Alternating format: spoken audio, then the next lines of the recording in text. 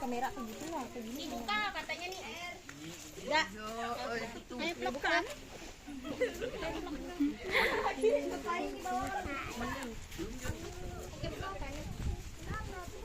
Kita vlog kemana? Kita menuju lokasi ke Jamur Tiram. Mana ya? Dan ini sebagian lapangan dari Jamur Tiram. Halo Erika. Halo. Erika. Semua aja. Ini enggak kamu pencet.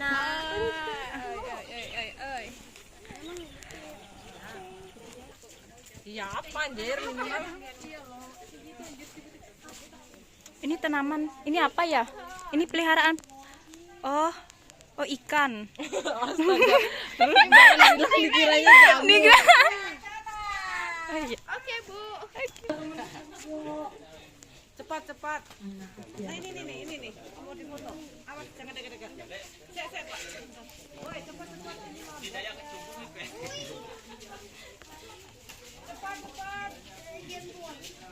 Yuk. Wawancara lo yuk. Pakai dikit. Pak, ratikannya dari apa? Tolong diberitahu dulu, Pak. Ini nih, yang digoyang ini apa?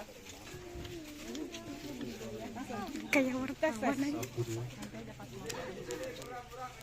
Langsung, Pak. Ini medianya Rekam suara Kenapa sih enggak ada suaranya coy?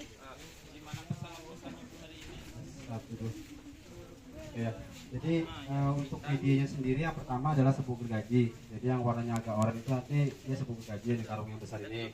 Kemudian bahan yang kedua adalah dedak atau pekatul. Kalau nggak tahu sama pekatul itu adalah media biasanya kalau kita nyelip padi. Jadi pada itu kan di situ bisa diberaskan. Nah ada limbahnya itu yang selain kulit padi juga ada yang halus dedak ya. Kemudian yang ketiga medianya adalah kapur. Kalau yang kami gunakan adalah jenisnya kapur kalsium karbonat. Tapi bisa pakai jenis lain, misalnya kalau mau pakai kayak dolomit bisa, pakai kapur kamping juga bisa. Fungsinya juga sama, hanya sebagai untuk menaikkan pH. Tetapi mungkin hanya dosis penggunaannya kalau jenis kapur yang lain itu berbeda gitu aja. Biasanya kalau pakai dolomit 2 kali lipat dari kalsium karbonat yang kami pakai. Nah 3 itu untuk media dasarnya. Biasanya ada juga teman-teman yang mencampur pakai jagung giling, tambahan nutrisi di media berikutnya. Nanti setelah ini kan proses pengayakan nih, bahasa kami biasa pengayakan. Tujuannya untuk memisahkan yang kasar-kasar kayak gini, ini dipisahkan. Jadi yang diproses hanya yang bagian yang halus-halusnya saja, supaya nanti tidak ketika kami masukkan plastik atau proses pemadatan loknya itu tidak melubangi plastik. Nanti kalau memang nanti sempat waktunya bisa mungkin sampai ngelihat di proses pengisian backupnya, karena kami juga menggunakan mesin semi otomatis, jadi agak cepat gitu ya. Nah nanti selesai proses pengayakan maka dapat proses pengadukan sekaligus proses penambahan air, karena untuk media sendiri dia perlu air, kadar air kurang lebih 40-60%. Itu kalau kita ukur pakai alat angkanya segitu, tapi kalau kita ukur manual biasanya pakai kepalan tangan. Jadi kalau dia di kepala tangan kemudian dilepas itu nggak langsung pecah, nggak langsung buyar, itu dapat airnya. Tapi kalau kita kepala nanti kita lepas dia buyar, berarti airnya kurang. Tapi kalau dikepal kemudian airnya sampai netes, berarti kebasahan gitu aja. Nah kalau kebasahan biasanya mau nggak mau kita tambahkan serbuk gergajinya seperti itu ya. Ini agak berdebu, jadi mohon maaf. Ya, ada yang mau ditanyakan? Untuk perbandingan antara dedak sama ininya serbuk ini. Untuk perbandingannya biasanya kalau kita mau pakai kilogram itu 100 kg serbuk gergaji ditambah 10 sampai 20 kg dedak, kemudian ditambah 1 sampai 2 kilo kapur. Tapi kalau memudahkan, kalau di kami yang kami lakukan selama ini, satu karung serbuk gergaji itu, nah yang diangkat itu satu karung itu, biasanya kami tambahkan dedak kurang lebih 2 kilo, kemudian kapurnya kurang lebih 1,5 kilo sampai 2 kilo juga, 1,5 kiloan ini pasti. Itu biasanya 1 sampai 1,5 kilo. Nah di sini kan ini serbuk gergajinya, kemudian di sini kan ditambah dedak, kemudian diayak supaya proses pencampurannya lebih cepat. Nanti ketika pengadukan juga dia pencampurnya lebih cepat, karena kami mesti menggunakan madukan manual ya, belum pakai alat. Oke, sudah. Nah nanti habis yang proses pengayakan, pengadukan, kemudian tadi pembungkusan sampai dibuat bentuk backlog. Nanti kalau belum paham backlog, habis itu dilanjut dengan proses pengukusan atau sterilisasi. Tujuannya untuk mematikan bakteri dan jamur lain yang ada di media awal. Karena jamur tiram itu dia jamurnya manja ya, dia pengennya di situ. Kalau ada pesaingnya biasanya dia bakal kalah begitu. Makanya dilakukan proses pengukusan atau sterilisasi. Proses ini dilakukan antara 6 sampai 10 jam ya. Karena kami sudah pakai alat yang besar, nanti di sana kukusannya itu kami sekali kukus kurang lebih kapasitas 400 sampai 450 backlog. Bahan bakarnya kami pakai kayu bakar, dulu pakai gas. Kalau pakai gas itu 4 tabung gas 3 kilo nih. Nanti habis proses pengukusan baru pendinginan, penanaman bibit, kemudian inkubasi, terakhir adalah tahap penumbuhan. Kita habis ini di sana juga sama-sama.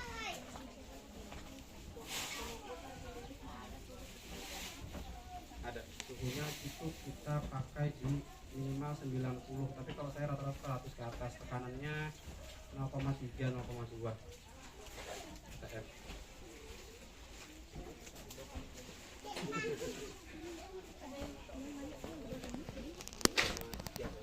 Teman sama pakai topi.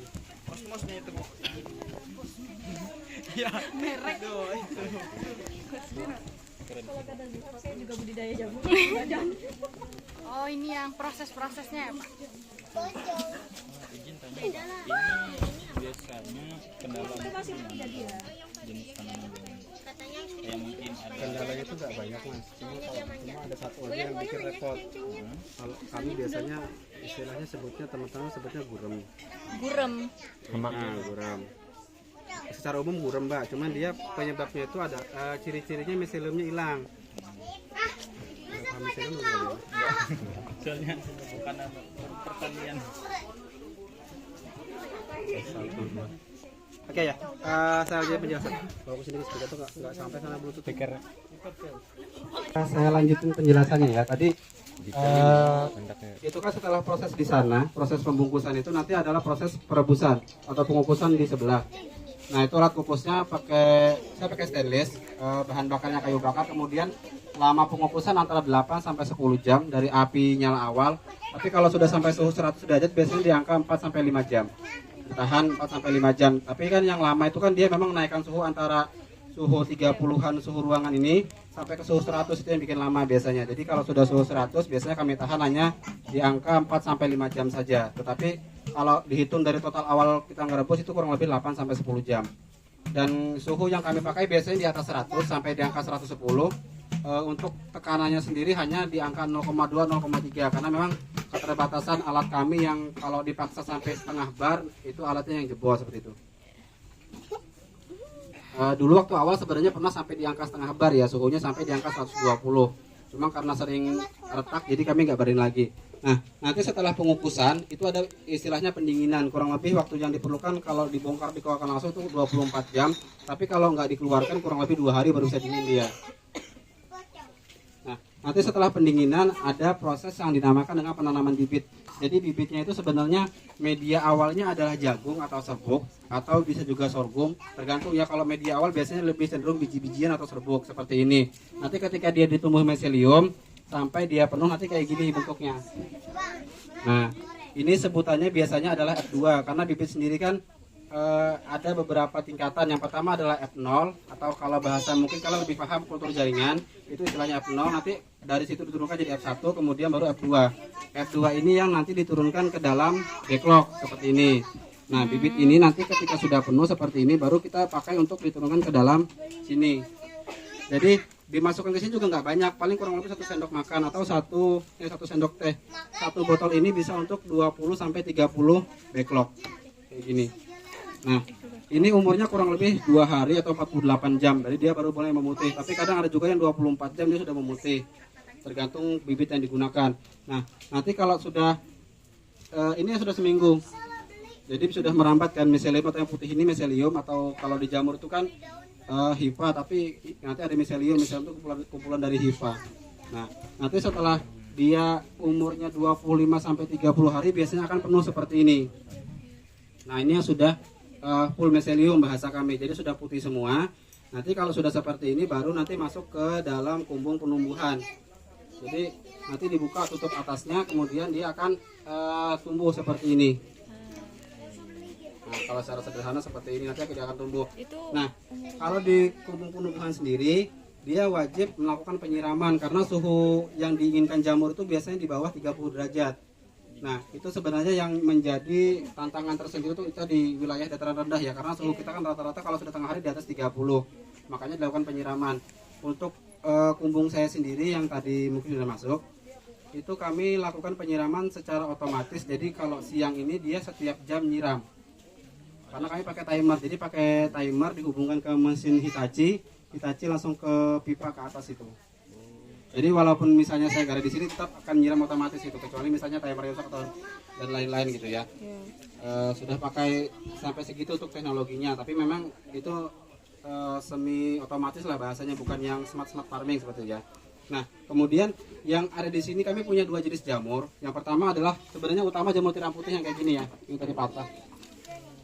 Ini yang tiram putih, kemudian sama tiram coklat. Sama-sama jenis tiram, cuman dia ada beda karakter untuk penumbuhannya saja. Kalau rasa lebih enak coklat sebenarnya ya. Jadi kalau untuk tiram putih yang orang lebih familiar. Saya juga lama main di tiram putih. Kalau tiram coklat baru-baru ini pun terkadang saya produksi hanya by order. Kalau misalnya ada orang order backlognya baru saya produksi, sisanya baru saya tumbuhkan seperti itu. Karena memang warga kita kurang familiar yang pertama, kemudian untuk ya tadi karena dia kurang familiar, awalnya jualnya agak susah. Padahal dia umur produksinya lebih pendek dibanding tiram putih seperti itu. Makanya kalau tiram coklat ini kalau mau produksi dia harus harga jualnya lebih tinggi dari tiram putih, baru masuk biaya produksinya. Nanti kalau enggak kita akan rugi. Itu yang pertama. Kemudian tadi ada yang nanya masalah hama dan penyakit. Sebenarnya secara umum untuk jenis jamur, budidaya jamur itu ya, hama penyakitnya nggak terlalu banyak. Paling misalnya kayak ulat, kemudian kayak ada kecoa, kemudian semut, kemudian ada siput atau apa ya? Tikus juga dia termasuk ya. Kemudian ada siput yang nggak bertulang tuh loh. Oh iya, yang warna hitam itu kan. Yang kecil-kecil itu kan. Nah, itu biasanya yang dia makanin jamurnya. Tapi kalau untuk hama-hama yang seperti itu masih mudah nanganinnya. Bisa di penanganan dengan cara manual kita ambil langsung, atau kalau memang sudah banyak populasinya biasanya kita pakai bahan kimia. Tapi pakai bahan kimia juga aplikasi setelah melakukan kegiatan panen. Jadi jamur dipanen semua baru disemprot seperti itu. Dan biasanya kami 2-3 jam setelah penyemprotan akan melakukan proses penyiraman. Jadi racunnya akan otomatis terbilas, makanya apalagi kalau punya saya kan sejam sekali nyiram tuh. Jadi otomatis racunnya yang nempel di sini akan luntur, dia akan hilang. Kayak gitu untuk budidayanya. Kemudian untuk hama yang paling parah yang selama ini kami rasakan itu adalah ya tadi bahasanya sebenarnya dia ciri-cirinya itu miselium sudah putih seperti ini. Nah, kemudian putihnya ini hilang kembali ke warna dasar seperti ini atau dia warna hitam biasanya. Nah, kalau sudah seperti itu maka bekok nggak bisa digunakan karena miselium sudah hilang kan, ada yang makan.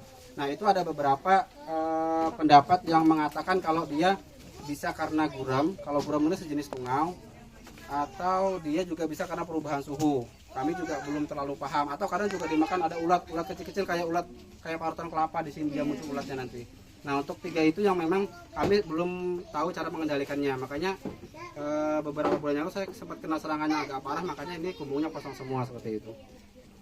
Mungkin teman-teman nanyakan kok PKL nggak ada isinya katanya. Sama. Jadi ini sebenarnya F2, cuman hanya variasi di kemasan saja. Jadi ada beberapa produsen yang ini dari Banjarmasin saya beli. Di sana kan botol agak susah nih, botol kayak gini kan agak susah nih.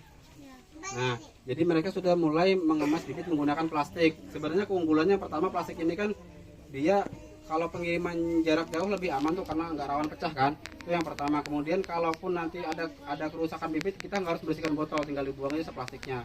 Kalau botol gini biasanya kalau rusak kami bersihkan, botolnya kan dicuci lagi. Ada pertanyaan lagi? Ini umurnya kurang lebih 2 hari. 2 hari, besok udah bisa panen. Jadi jamur itu dia mulai tumbuh itu kayak jarum pentul biasanya. Nanti ada kayak jarum pentul muncul di sini kayak gini. Nah, nanti kalau sudah 2 hari dia besar. Umur 3 hari dia bisa panen, paling maksimal dia di 4 atau 5 hari biasa, tergantung suhu kumbungnya. Semakin lembab dan semakin dingin suhu kumbung itu semakin cepat jamur tumbuh. Yang di atas doang nggak dia tumbuhnya? Nanti dia tumbuh beberapa kali. Bisa sampai 6 sampai 7 kali tergantung perawatan. Kirain satu itu akan di... Enggak, rugi saya kalau gitu kan. ini nanti dia tumbuh beberapa kali. Cuman bedanya kalau jamur coklat ini umur produksinya hanya biasanya di angka 2 sampai 3 bulan saja, dia udah nggak terlalu mau tumbuh lagi. Tapi kalau jamur yang putih itu bisa sampai di angka 5 bulanan. Dia masih rajin tumbuh itu. Itu aja. Jadi cara kita tahu kalau ini sudah nggak layak pakai itu kalau udah sampai 5 bulan gitu kapan? Yang pertama umur, yang kedua kita bisa lihat kriteria backlognya. Karena backlog ini kan kalau kita timbangkan beratnya sebenarnya 1,2, 1,3 gitu kan. Kadang ada 1,5 juga. Biasanya dia semakin lama umur backlog semakin ringan beratnya. Jadi kalau sudah ringan mungkin kurang dari setengah kilo atau kurang dari 4 on gitu kan, ya udah berarti udah siap buang ya. Itu yang pertama dari beratnya. Bisa juga dari penampakan fisik. Karena kan nggak semua backlog itu sampai tua tetap putih. Kadang ada yang kayak gini dia. Ini kan awalnya hitam di atas nih. Nanti lama-lama dia bakal hitam ke bawah. Ya kayak gitu. Lalu Pak, nanti dibuangnya itu dia limbahnya tuh jadi kudangan. Limbahnya ini terserah. Jadi limbahnya itu ada 2 opsi sebenarnya Mbak. Kalau mau dimanfaatkan bisa sebagai kompos bisa, tinggal ditambah E4 kemudian dikomposkan lagi sebagai media tanaman bisa. Kalau mau dipakai sebagai media cacing, budidaya cacing bisa. Kalau mau cacing belut itu bisa pakai media ini. Tapi kalau misalnya nggak mau diapa-apain, dibuang juga nggak bisa, bisa juga dibuang. Tapi kalau membuang tolong pastinya dipecah gitu aja supaya dia terurang sampai tanah. Jadi tumpukannya di belakang itu sudah bekas ini juga. Jadi berarti biasanya itu tuh dibuang aja gitu ya? Dibuang, belum ada yang manfaatkan. Kadang ada sih orang dari Tangkiling yang beli kata untuk pupuk tanaman. Daya jual ya Pak? Masih ada yang beli. Terus kalau boleh tahu rata-rata penghasilan dari budidaya jamur ini ke bulannya kira-kira sampai berapa Pak? Yang namanya kita usaha fluktuatif Mbak ya, naik turun kan. Dan kebetulan saya juga pegang, kalau di jamur kan nggak cuma penjualan jamur segar. Saya ada 3 item yang saya pegang. Yang pertama penjualan F2 ini, kemudian penjualan jamur segarnya sendiri, sama penjualan media ini. Nah, masing-masing ini kan dia kalau memang tiga-tiganya keluar itu kan tergantung persentasenya. Tapi memang biasanya di atas 10 up pendapatan per bulan. Tapi dari 3 item ini nggak cuma dari 1. Gabungan. Tetap yang paling besar adalah penjualan ini. Karena dia mainnya kan di volume. Kalau ini kan memang harganya sekitar 5-6 ribu nih. Cuma kan biasanya kalau orang sekali beli itu kan di angka 100, 200 itu kan udah tuh. Kayak gini sebenarnya apa ya, usahakan untung-untungan Mbak. Dulu saya paling tinggi omset itu pas awal Covid 2019 itu loh, 2020 ya. Covid, awal Covid itu omset saya yang biasanya rata-rata cuma di angka 15, stabil 15-20, waktu Covid itu bisa sampai di angka hampir 40 satu bulan. Kenapa pas Covid malah naik Pak? Karena orang banyak yang dipaksa untuk diam di rumah, kerja di rumah, dan mereka banyak yang mencari kesibukan lain kan. Nah, salah satu kesibukan yang bisa dikerjain di rumah itu adalah jamur selain tanaman hias Mbak ya. Memang waktu Covid itu yang naik penjualan itu adalah orang jual tanaman hias, orang jual hidroponik dengan burik damber itu dulu, kemudian orang jual jamur saya termasuk, dan orang jual hewan-hewan biasanya peliharaan. Yang ada di rumah itu yang dulu yang naik. Kalau orang yang bisnis kuliner, kafe dan lain-lain pada jatuh semua kan termasuk hotel. Makanya kami yang kayak gini yang agak naik omsetnya. Media promosi Bapak mungkin di sosial media atau gimana Pak? Media promosi saya dulu rajin di media sosial Mbak, cuman memang yang masih pakai yang gratisan ya, kayak misalnya Facebook, kemudian Instagram, di story WhatsApp, atau kadang teman-teman yang PKL kayak gini kan juga sebenarnya kan nggak langsung pasti untuk promosi kan, ada promosi gitu juga. Kalau untuk kegiatannya seperti ini PKL itu kami pernah 3 tahun berturut-turut nerima dari pulang pisau. Tahun ini saya nggak nerima karena usaha saya kemarin sempat berhenti, jadi belum rutin produksi. Saya tahun ini nggak nerima. Kalau tahun sebelumnya saya nerima dari SMK Buntoy itu 3 tahun berturut-turut sebelumnya. Itu yang terakhir yang baju merah itu dari SMK Buntoy. Itu biasanya ada mereka PKL ke sini, tapi PKL karena SMK itu kan dia full time full day kan. Jadi seharian kerja dan biasanya mereka 3 bulan. Kemudian selain itu juga kami nerima dari mahasiswa IAIN. Ini yang tahun kemarin. YN ini dia juga PKL tapi bentuknya dia kerja, hanya yang dihitung jam kerjanya 1 minggu di jatah kampus itu 8 jam di sini. Jadi angkatan kedua ini dari YN juga belum penjemputan sebenarnya karena mereka masih kerjakan laporan. Tapi kalau kunjungan kami terbuka untuk umum.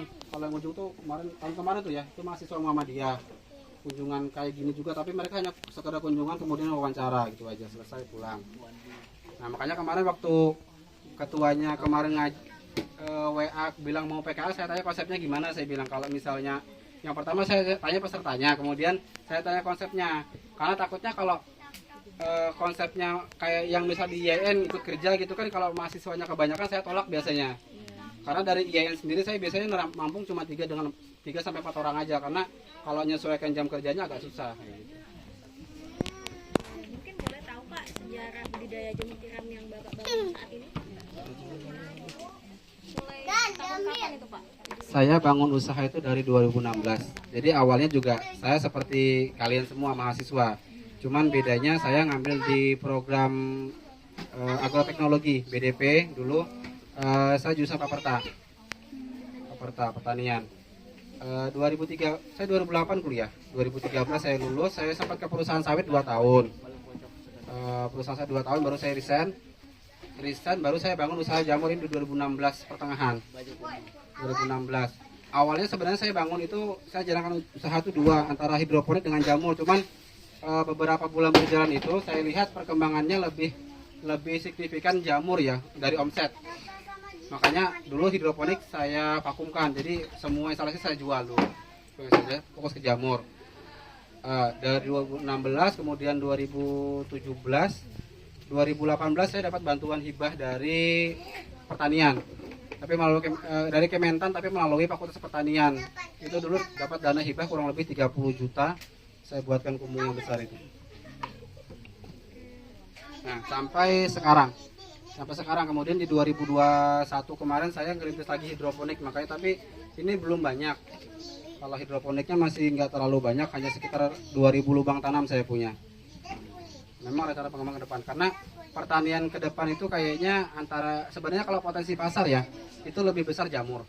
Tapi untuk kendala budidaya juga jamur lebih besar, jadi risikonya lebih tinggi. Kalau hidroponik itu potensi pasarnya ada, tapi kendalanya lebih minim, makanya main di 2 jenis itu saya. Lalu Pak, sebelumnya kan Bapak udah kerja di perusahaan sawit ya? Iya. Terus motivasi Bapak untuk buka usaha budidaya jamur tiram ini apa Pak? Kalau boleh tahu. Sebenarnya kalau untuk jadi wira swasta ini kita tergantung. Kalau kebanyakan orang itu kan jualan itu atau wirausaha karena keadaan, ya kan? Jadi saya setuju nggak setuju, karena kebanyakan sarjana muda itu dia jadi pengusaha itu karena keadaan. Entah dia mungkin nggak dapat pekerjaan, atau dia karena bekerja tapi dengan honor yang terlalu kecil menurut dia, sehingga dia akhirnya mencoba ke dunia wirausaha gitu ya. Kalau saya pribadi jujur, saya sebenarnya dari awal itu saya nggak pengen jadi karyawan. Makanya ketika masuk di perkebunan itu pun saya cari pekerjaan itu pun saya cari yang gajinya besar. Jadi kalau boleh jujur, saya dulu ngelamar itu di 2 perusahaan sawit ketika lulus itu ya. 2 perusahaan sawit, kemudian 1 di bank BRI. Itu semuanya diterima, cuman karena saya seleksi lagi kan yang mana yang kira-kira profitnya kalau kita nabung ini cepat tabungannya. Kalau di bank itu kan gajinya besar tuh 7, tapi kan kita itu nggak bersih kan, bahasanya kan kita masih makan sendiri, tempat tinggal sendiri, dan lain sendiri. Nah, kalau yang di perusahaan itu, di 2 perusahaan pun saya seleksi, jadi antara 2 itu saya lihat mana yang kira-kira profit netonya besar. Jadi saya ambil yang di KDP dulu, saya di Tumbang Samba. Itu gaji saya 4,5 juta tapi bersih. Jadi saya bisa nabung. Memang dari awal saya masuk PT itu saya buat nabung. Jadi ketika tabungannya sudah cukup buat modal usaha, saya resign gitu lah. Gitu. Mungkin kadang teman-teman juga adanya sih, apa sih katanya tips untuk supaya sukses dan betah wirausaha gitu kan. Biasanya kayak situ pelanjutannya. Jadi kalau saya pribadi saya bilang kalau memang mau serius ke dunia wirausaha, saya bilang punya ijazah nggak? Saya bilang punya. Saya bilang berani nggak bakal ijazahnya, saya bilang, atau dompet gitu kan. Karena jujur ya, saya sampai saat ini itu ijazah saya masih ditahan di perusahaan sawit. Saya belum selesai kontrak, saya sudah resign. Dan kalau mau ambil ijazah itu kan kita harus bayar denda kan. Dendanya kurang lebih antara 10 sampai 15 juta lah kalau nggak salah itu. Ya dulu waktu resign ya mungkin sama kayak teman-teman, saya sempat kena omel lah sama orang tua gitu kan, kenapa nyari ijazah capek-capek tapi kok nggak ditebus gitu kan. Dulu pernah ditawarin uang sama orang tua untuk nebus ijazah, tapi saya nggak mau. Saya bilang kalau mau nawarin uang saya pakai usaha. Saya nggak penting ijazahnya, saya bilang, saya usahanya. Tapi itu juga sih memang tergantung kita ya. Kalau memang kita dari awal itu sudah niatnya mantap ke usaha, biasanya itu kalau ada kendala kita akan coba pelajari, kemudian kita akan pecahkan masalahnya gitu. Karena kalau di Palangkaraya sendiri saya juga kebetulan sebagai ketua koperasi, kami ada bentuk koperasi Mbak ya, koperasi Betang Tani Tabela namanya, baru kurang lebih beberapa bulan berjalan. Itu memang sebagian besar anggotanya adalah petani hidroponik. Petani hidroponik, makanya saya hidroponik. Jadi di dalamnya kami memang kumpulin petani-petani hidroponik yang memang kita mau berjuang sama-sama, dalam artian kalau kita punya wadah, makanya nanti kalau ada yang mau jadi wirausaha nih, apapun jenis usahanya, usahakan gabung ke komunitas usaha sejenis. Kalau kuliner gabung ke komunitas kuliner kayak gitu kan, supaya apa? Nanti teman-teman di situ bakal dapat banyak pengalaman dari teman-teman yang sudah duluan, bagaimana cara jual, kemudian bagaimana cara buat produk yang bagus, kemudian bagaimana cara marketing yang bagus atau buat video-video yang bagus seperti itu, karena itu sangat mendukung. Nah, kami di koperasi juga gitu. Di koperasi itu kami karena basicnya beda-beda Mbak ya. Tadi saya bilang karena pengusaha hidroponik tapi basicnya bukan pertanian, jadi memang di situ kami saling sharing gimana cara budidaya yang bagus. Kemudian nanti ketika tanaman kami sudah bagus, budidaya ini kan banyak Mbak, misalnya tanamannya, kemudian bibitnya, nutrisinya, cara buat instalasinya. Nanti ketika itu sudah bagus semua, bagaimana kemudian kami cari pasar yang bagus supaya harga tetap stabil, tidak saling menjatuhkan seperti itu. Nah gitu aja. Nanti kalau teman-teman mau terjun ke dunia usaha ya apapun itu ya, mau dia peternakan, kuliner, maupun budidaya tanaman, cari teman-teman di lingkungan itu yang memang satu profesi. Jadi jangan sampai menganggap orang lain itu sebagai saingan, karena nanti kita capek sendiri. Itu ada pertanyaan lagi? Dua pertanyaan lagi Pak. Banyak nggak apa-apa? Tujuan Bapak selain untuk usaha budidaya jamur ini, mungkin ada tujuan ke masyarakat, maksudnya manfaat ke masyarakat langsung gitu dengan budidaya jamur ini. Itu sebenarnya pertanyaannya apa Mbak ya? Pertanyaan kalau kami di pengusaha itu formal aja nyoba jawab. Pasti jawabannya itu rata-rata ya, selain kami mencari profit, kami juga pengen bikin lingkungan lapangan pekerjaan untuk orang sekitar gitu kan. Boleh gitu Mbak, kalau pertanyaannya kayak gitu jawabannya. Terus ini Pak, terakhir tantangan apa saja sih Pak yang pernah Bapak hadapi dan bagaimana Bapak mengatasi tantangan itu? Kalau tantangan tuh banyak Mbak. Kalau kita misalnya di budidaya ya tadi saya bilang di hama tadi. Kalau di hama jujur kalau yang jenis lain saya sudah bisa kendalikan. Tapi kalau untuk yang hilang misel tadi atau gurem tadi itu saya biasanya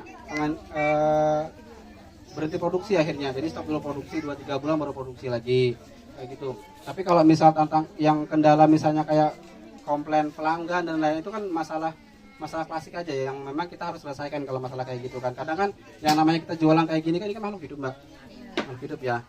Kadang kan kayak gini kita kirim dari sini misalnya bagus nih, sampai lokasi misalnya karena mungkin penanganannya yang salah dan lain-lain, ketika mereka nggak paham kan akhirnya mereka komplain ketika mati kan.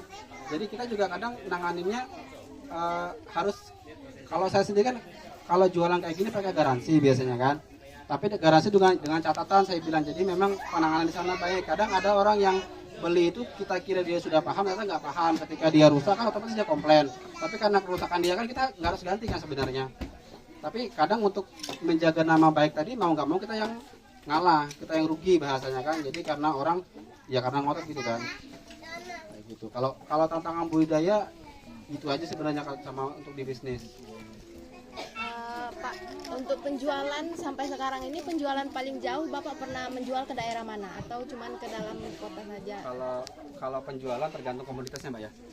Kalau untuk yang backlog saya pengiriman itu ke Seruyan, Kuala Lumpur Tengah, untuk Kapoman sampai Pisau, Kapuas, Cahu paling jauh. Ini hanya di dalam Kabupaten. Kita belum keluar daerah. Kalau untuk bibit, kalau itu juga kabupaten. Tapi kalau bibitnya lebih sempit sih, paling ke Pulau Pisau, ke Sampit, Supaya kelihatan orang kan di sini. Oh, di sini. Syukur. Supaya banyak orang yang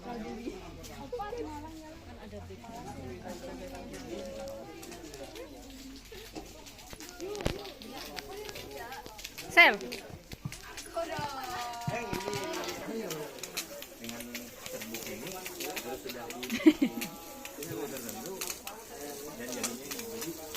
Yo. Ini gerek ya cara.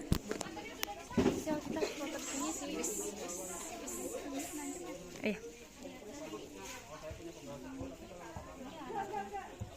Tahu ada backlog.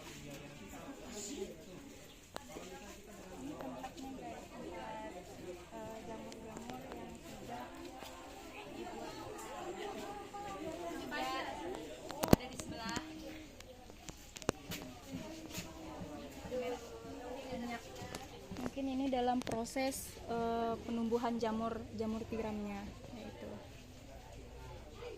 Coba moto aku.